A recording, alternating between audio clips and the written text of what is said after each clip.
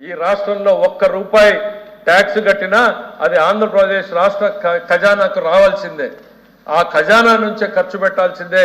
ఆ ఖజానా నుంచి ఖర్చు పెట్టడానికి ఈ సభ అనుమతి ఉంటే తప్ప ఖర్చు పెట్టలేనటువంటి పరిస్థితి అధ్యక్ష. కానీ భారతదేశ చరిత్రలో కనీవిని ఎరగనట్టుగా శాసనసభ అనుమతి లేకుండా ఖర్చు పెట్టేటువంటి ఒక మార్గాన్ని శ్రీకారం చుట్టారు అధ్యక్ష. వీళ్ళు అసలు ఆ ఖజానా నుంచి డబ్బులు ఖజానాకు అంటే బయట వచ్చే ఆదాయాన్ని ఖజానాకు కాకుండా కార్పొరేషన్లకు మళ్లించి అక్కడి నుంచే బయటకు ఖర్చు పెట్టేటువంటి ప్రయత్నం చేశారు అధ్యక్ష. ఈ రాష్ట్ర ప్రభుత్వం ఒక బ్యాంక్ లాంటి సంస్థను పెట్టింది అధ్యక్ష.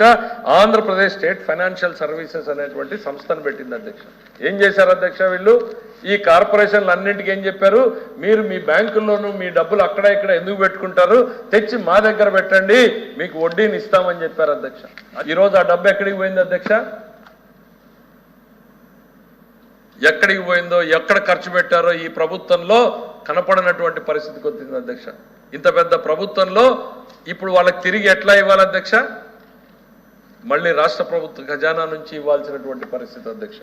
ఇంకా ఏపీ ఎస్డిసి అని ఇంకొక కార్పొరేషన్ పెట్టారు అధ్యక్ష, స్టేట్ డెవలప్మెంట్ కార్పొరేషన్ అని.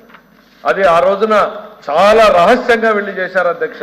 ఆ రోజు నేను ప్రతిపక్షంలో ఉన్నప్పుడు మొదటిసారి వెలుగులోకి తెచ్చాం అధ్యక్ష. భారతదేశంలో ఏ రాష్ట్ర ప్రభుత్వము చేయనటువంటిది. నేను చెప్పాను అధ్యక్ష, ఒక్క రూపాయి వచ్చిన రాష్ట్ర ప్రభుత్వ ఖజానాకు రావాలి అని అంటే వీళ్ళు ఏపీ ఎస్డిసి అనే కార్పొరేషన్కి వెళ్లే రకంగా భవిష్యత్ 25 సంవత్సరాలకి వచ్చే ఆదాయాన్ని కూడా, మద్యం మీద వచ్చే ఆదాయాన్ని తాకట్టు పెట్టి బ్యాంకు దగ్గర నుంచి ఓ 25,000 కోట్ల అప్పు తీసుకొచ్చారు అధ్యక్ష.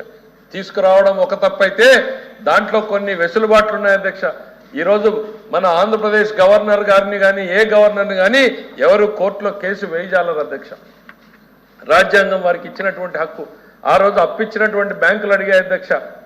మరి ఎందుకంటే రాష్ట్ర ప్రభుత్వం చేసే అప్పులకు సంతకాలన్నీ గవర్నర్ పేరు మీదే వ్యవహారం నడుస్తుంది కాబట్టి మాకు ఆ నిబంధనని మీరు తొలగించాలి అని అంటే రాష్ట్ర ప్రభుత్వం తొలగించేసింది అధ్యక్ష.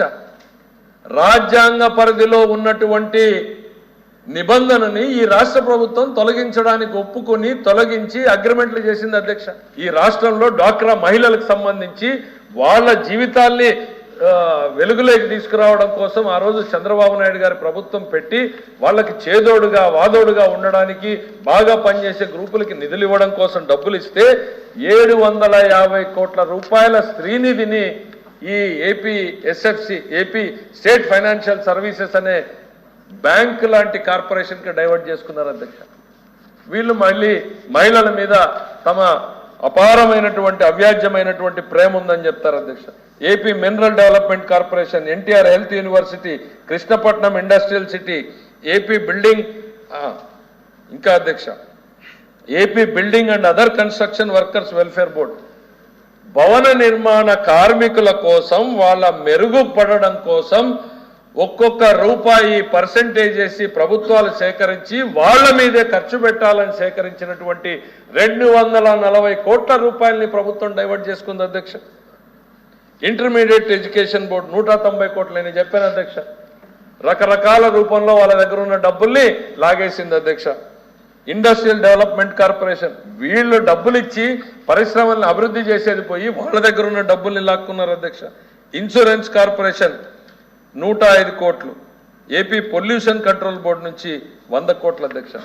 ఇది ఒక రకమైనటువంటిది అధ్యక్ష. అంటే ప్రభుత్వంలో వివిధ వర్గాలకి చెందినటువంటి డబ్బు వివిధ రూపాల్లో ఖర్చు పెట్టాల్సిన డబ్బుని బలవంతంగా ఒక బ్యాంకు లాంటి సంస్థను పెట్టి తీసుకుని దాన్ని ఇష్టం వచ్చినట్టుగా ఖర్చు పెట్టారు.